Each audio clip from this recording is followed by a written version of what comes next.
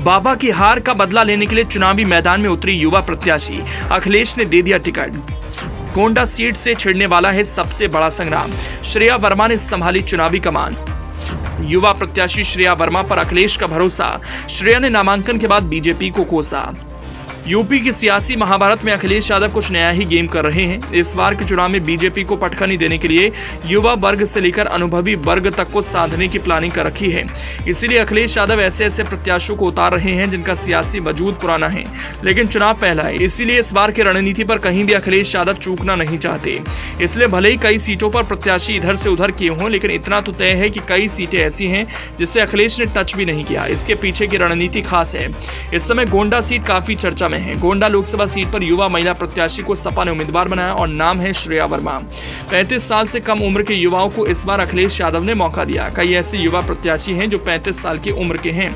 इसी में एक नाम आता है श्रेया वर्मा का, जिन्हें गोंडा लोकसभा सीट से सपा ने उम्मीदवार बनाया है। श्रेया वर्मा पूर्व मंत्री बेनी प्रसाद वर्मा की पोती हैं और अपने बाबा की सियासी बिसात के सहारे चुनावी मैदान में ताल ठोक रही हैं। श्रेया वर्मा के लिए चुनाव पहला है।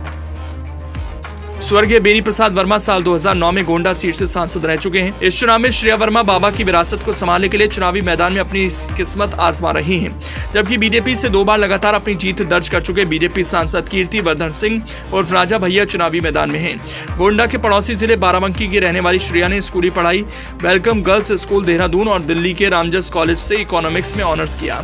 कॉलेज की शिक्षा अपने बाबा बेनी प्रसाद वर्मा के साथ तब रहकर पूरी की जब वो सांसद और केंद्रीय मंत्री थे। श्रेया के पिता राकेश वर्मा भी विधायक और राज्य सरकार में मंत्री रहे। श्रेया बताती हैं कि दिल्ली में बाबा के साथ होने की वजह से उन्हें सियासी संस्कार और समाजवादी विचार मिला। श्रेया ने इसके पहले कोई चुनाव तो नहीं लड़ा, लेकिन कॉलेज से निकलते ही सामाजिक सरोकारों से वो जुड़ गई थी। करीब 4 साल पहले समाजवादी पार्टी में श्रेया की एंट्री ही महिला सभा के राष्ट्रीय उपाध्यक्ष के पद से हुई। 2022 का विधानसभा चुनाव आया तो बाराबंकी में न सिर्फ अपने पिता राकेश वर्मा के चुनाव की कमान संभाली, बल्कि इसी संगठन के बैनर तले पूरे प्रदेश में काम किया। राकेश वर्मा महज 217 वोटों के अंतर से हार गए थे। बेनी प्रसाद वर्मा ने 2014 में अपना आखिरी चुनाव कांग्रेस पार्टी से गोंडा से ही लड़ा था, लेकिन हार गए। इससे पहले 2009 में वो गोंडा से सांसद का चुनाव कांग्रेस से जीते और केंद्रीय मंत्री बने। 2014 की हार भी आज के मौजूदा सांसद कीर्ति वर्धन सिंह से हुई थी, जिन्हें बीजेपी ने फिर से प्रत्याशी बनाया। श्रेया गोंडा में अगर चुनाव जीतती हैं तो वो बाबा की हार का बदला होगा। बेनी प्रसाद वर्मा बगल की कैसरगंज सीट से भी 4 बार सपा के सांसद रहे। बाराबंकी से कई बार विधायक और राज्य सरकार में मंत्री रहे। वो एक जमाने में मुलायम सिंह यादव के बाद पार्टी में नंबर 2 माने जाने लगे थे। कुर्मी समाज के वो बड़े नेता थे।